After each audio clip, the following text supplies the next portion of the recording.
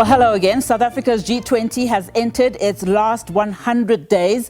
So with just weeks to the G20 Leaders Summit in November, faith communities are raising their voices. The G20 Interfaith Forum took place 2 weeks ago in the Western Cape, where they focused on 5 key priorities that they would like to be adopted into a resolution. Now, at that forum, leaders warned that corruption, hunger and inequality are not only economic crises, they are moral failures. Notably, Archbishop Thabo Makgoba made the point that Ubuntu is broken when children starve and food is left to rot. Bishop Sipuka said food security must be about agency, not dependency. And today we ask our guests, how should faith communities hold governments accountable? And what role should they play in building a more just and sustainable global order? Well, now we're joined by Velimseni Mtiane, specialist researcher here at the SABC, just to take this conversation forward and unpack. Veli, a very good afternoon to you. So, good afternoon to you, Nati. Veli, so we know that, of course, this is an important, forum. We have been covering many, working groups. Just how vital is this particular group? This group, Unati, is very important because it speaks not only to the ears of humanity, but it also speaks to the soul and the heart of the people. So all the issues that the world is facing, only if the leaders throughout the world and the people who are captains of industries, leaders in the NGOs, in the faith communities, only if they would take into consideration that all these issues, they can be solved if there is a will. And that takes the issues of the heart. Now, of course, they spoke about a number of issues 2 weeks ago. I want you to unpack just these 5 priority areas that they are hoping that they will turn into some form of resolution, a tangible outcome before the Leaders Summit. Yes, Unati, I think the first one is the issue of the global hunger. The statistics reveal that in 2024, there were just about 673 million people globally who were facing the issue of food insecurity and hunger. But at a continental level, in terms of Africa, about 20% of the population in Africa, which is just about 307 million people, they were having a problem in terms of the food security and facing hunger. But when it comes really to the local level, in South Africa, we're having about 60% of South Africa's households facing food insecurity. And on the second issue, the issue of economic and financial action, there's a jubilee call for global equity. You know, Unati, United Nations have had programs where they try to write off the debts of the countries that are heavily burdened by the debts, such that, Unati, they are spending on the debt repayment is far bigger than what they spend on education, is far bigger than what they spend on health, is far bigger than what they spend on infrastructure. So that affects these countries' growth prospect. But also the issue of just trying to mediate when it comes to the bridging interreligious tensions through education. Sometimes there is a lack of education. Some of the conflicts sometimes are informed by what is called maybe religious ideologies that people, they adopt. But with proper education and with understanding that there is diversity in the world we live in, and then I think that's one of the things that they are advocating for. And also the organized exploitation and sacred responsibility. It talks about the challenges that the world is facing, the issues of social cohesion, the issues of the gender-based violence. It also talks about other issues that the global community could, if they are given platforms. The most important part here is that at times when policies are made, religious leaders are not brought into the table, because that's where sometimes the solutions can come from. Remember what I said? It's not only about what they hear, but it's talking to the issues of the heart. So the last one is the issue of thinking, how can the religious community organize themselves when it comes to responding to the current issues that we are facing, the issues of disaster response, with the issue of climate change. And we know that the first people on the scene at times is the religious community that comes in there to offer help. And when the government has not reached the people. So there has to be an overall strategy on how the religious leaders come into action, particularly in policy making, to make sure that their voice is heard, because they do have resources at times and they are willing to help, but sometimes they could find themselves that they are outside of the action plan. And of course, we'll continue with these priorities with our guests later on. But Veli, always a pleasure. Thank you so much for unpacking that for us. That was Velimseni Mtiane, specialist researcher here at the SABC. Well, let's continue then to this. People of faith and religious institutions are very charitable and efficient in addressing humanitarian needs. That's according to the United Nations resident coordinator in Zambia, Amanda Kozi Mugwashi. Addressing a plenary of the G20 Interfaith Forum on hunger and poverty, Mugwashi questioned why people of faith and religious institutions were slow to address some of the world challenges. Let's watch.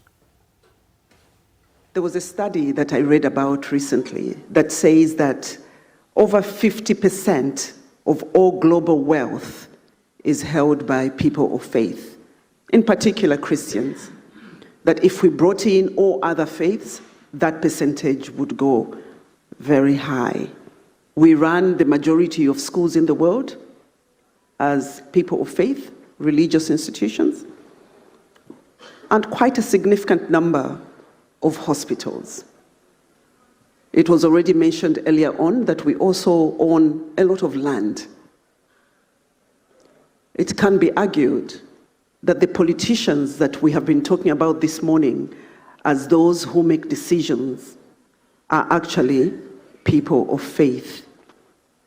Because we are in politics, we are in hospitals, we are in schools, we teach, we are in communities. Violence against women has become something that is very normal, not outside, but inside spaces of worship. Climate change, finance, infrastructure, digital technology, these things are all interconnected and form the basis and foundation on how people experience hunger and poverty.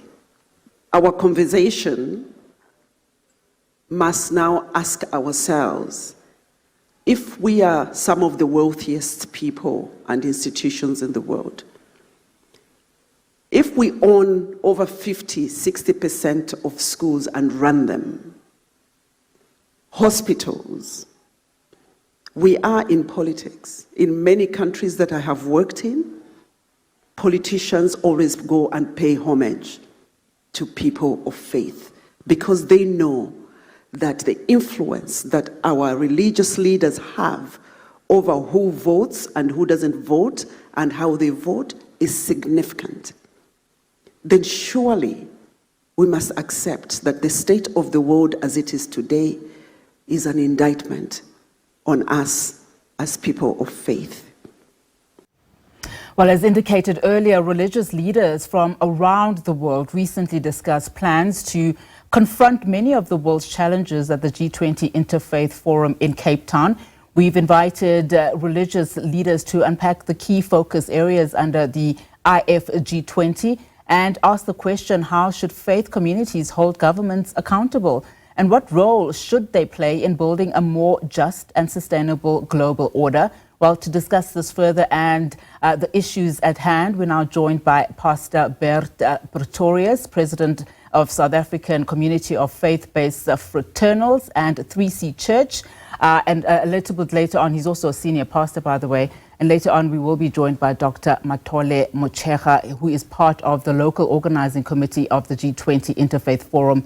And he'll be joining us a little bit later on. But thank you so much, Pastor, for your time this afternoon. So, of course, as we've heard from our colleague a little bit earlier on, that the importance of interfaith communities is very important, especially when we start looking at global issues that affect South Africans, Africans, and people around the globe. Particularly, I want to start talking about issues of global hunger, which is one of the key priorities in this Interfaith G20 Forum. What does that mean practically for churches in terms of prioritizing global hunger? I mean, is it a question of continuing to act charitable or really starting to engage with world leaders to make that tangible change, especially on the ground? Well, I think that's the reason for the Interfaith IF20 is for engagement because we're seeking to be heard on transnational issues and on global issues. Getting involved in the decision-making process on things that matters and which affects countless millions of people. So often at the policy tables, the religious voice is often absent, or it's silenced, or it's polarized. Yet the role that we play anyways is so vital and so important. Yeah. The global, the interfaith, G20 Interfaith was for that purpose, so that we can discuss these policies and that we can be, institute change in policies and able to give directives to the governments, in the G20. Yeah. So just you mentioned a practical aspect, which is, a global hunger that we're experiencing. And the key when it comes to religious communities is that we are everywhere. So many times you get outside players that are brought in to serve a community rather than using the community themselves. And I think that's the biggest issue that we find. Of course, out of ourselves, we finance and we distribute, like we did during COVID, hundreds and hundreds of millions, of rands of food that we just did in our nation. But you take globally, and the reason we can do that is because that in every community you will find a church, every community you'll find the community, and there's a trust. There's a trust factor. So where, for example, in some of the communities where we went in with trucks and their trucks were burnt, obviously we were brought in, and because we already have a relationship with the community, we're able to negotiate under strenuous circumstances, dealing with gangs, dealing with warring factions, to be able to look after the people. I want to talk now about what we are currently seeing from a geopolitical perspective. I mean, the world is teetering on the brink of some form of world war, if you listen to anyone, but just looking at some of the violence that's happening. In terms of peace and cohesion, I mean, why do you think that so many countries are spending so much on military instead of, poverty eradication, as we have been speaking about? I mean, what do you think is incumbent then for leaders to start focusing on, especially when we look at your role, as the church, to influence governments, particularly because you also have, at some point, their audience? I think that it's got to do with perspective. It's got to do with vision. So, when we are talking about building, we build community. There's no building of community without building people. So that principle is mostly overlooked because it's usually about territory. It's about land. It's about gains. And there's personal agendas at play. It's also got to do with power. Or a certain country wanting, having a certain agenda as far as land is concerned. So when we talk about these things, we've got to, I think the perspective is different. So when it comes to religious communities, we are more legacy orientated, which means we are looking at the next generation. It's balancing short-term relief with long-term sustainability. And many times we've got to relinquish short-term release, and some of us have to pay the price, so that our next generation can then benefit from, the pain that we carry. But for that, you've got to have vision. You've got to be able to see. So when we talk about eternal, vision is always linked to eternal perspective. And of course, that's where faith comes in, because faith has got an eternal perspective. It lives beyond just the now and just beyond today. For those that belong to interfaith communities who are listening to this interview now and who are seeing what some may call moral decay and are questioning their role as people, from the various interfaiths, what can that be? That it looks more tangible? That at the one hand, they're helping out in their various communities and spaces, where it be a church, a mosque, etc. What are some of the tangible, practical things that you would connect those that are feeling quite helpless, let's be honest, but want to have a more impactful, stance in taking leaders on, particularly? Well, let's start off with the perspective of understanding it takes a village. When we're talking about raising and building community, it needs buy-in and will from everybody involved. So I think standing together, and we've seen a tremendous unity in the faith movements due to the fact that we've got certain values. We might differ in theology, we might differ in understanding, and then of course we even have different religions, but the values are similar. And one of the greatest values is of course the values of family, traditional family, and understanding that how important the family, the role the family plays. So if we talk about governance, we're talking about in the broader sense, it's the process of decision making and implementation. And where does that start? It starts with the family. Yeah. So where the family goes, the country goes. And where if the family is not healthy, the government's not healthy. And that's why starting there within family and then supporting one another, in other words, looking outward beyond yourself. And isn't that what we are looking at, Ubuntu? Yeah. We're looking at shared humanity. That's really the principle, but it's a Christian principle. Yeah. You understand? And of course other faiths as well, but it's a principle of saying, okay, I need relief, but the relief is not just for me. I share my bread. If I've got a sandwich, I can eat the whole sandwich, but I take half a sandwich, and you know what? I'm going to feed my neighbor. I'm going to help my neighbor. Yeah, and I want to hang on to that point because as we said earlier in the introduction, in terms of what, Bishop Makgoba was saying, in terms of, Ubuntu is lost if... when you look at it from a practical perspective in South Africa, when you have issues of malnutrition in the Eastern Cape, we've got high numbers of that. And then when you look at the second priority that has been discussed in these working groups, it speaks about economic and financial action, a jubilee call for global equity. Yes. The role of your community when it comes to that and holding, again, I'm going to, reference holding government to account. When you see the inequality in this country, practically, what are some of the things that we can do, not only as South Africans, but also as the interfaith community around the continent itself? Well, let's first address the elephant in the room, and that's corruption. So we mentioned all those things you mentioned just now, and world hunger. A lot of that, we deal with corruption, not just in our country, but in other countries as well.